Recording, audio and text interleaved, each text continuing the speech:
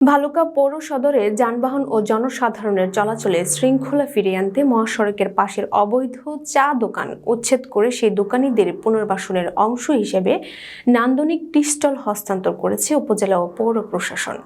মঙ্গলবার সকালে উপজেলা পরিষদ চত্বরে নির্বাহী কর্মকর্তা হাসান আবদুল্লাহ আল মাহমুদ পৌর এলাকার ২৬ জন চা দোকানের মাঝে ওই স্টলগুলো হস্তান্তর করেন। ময়মনসিংহের বিশেষ প্রতিনিধি আলামিন জানান, এর আগে মহাসড়কের পাশে গড়ে ওঠা অস্থায়ী চা দোকানগুলো যানজট ও জনভোগান্তির কারণ হয়ে দাঁড়িয়েছিল। জনস্বার্থে সেই দোকানগুলো উচ্ছেদ করা হলেও মানবিক দিক বিবেচনা করে সংশ্লিষ্ট দোকানীদেরকে বিনামূল্যে পুনর্বাসনের উদ্যোগ গ্রহণ করা হয়।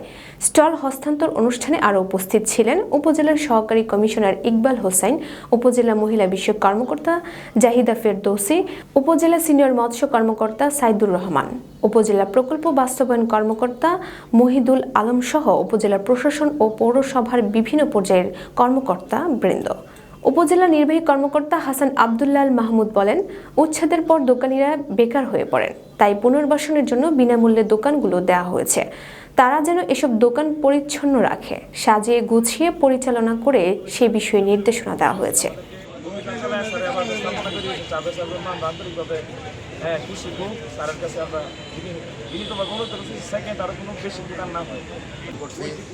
আমাদেরকে একটা কর্মস্থান করে দিয়েছে স্যার, সুন্দরভাবে আমরা স্যারকে ধন্যবাদ জানাই।